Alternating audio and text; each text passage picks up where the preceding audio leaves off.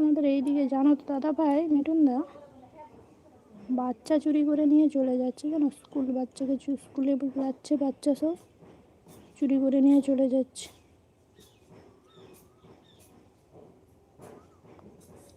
বুঝলে, তোমাদের ওইদিকে হচ্ছে এমনটা?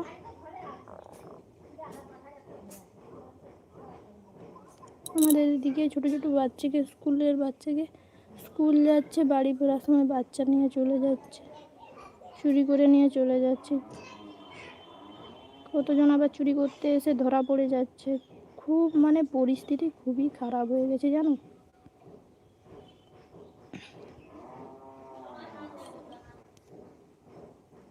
তোমাদের ওইদিকে কি এসব হচ্ছে?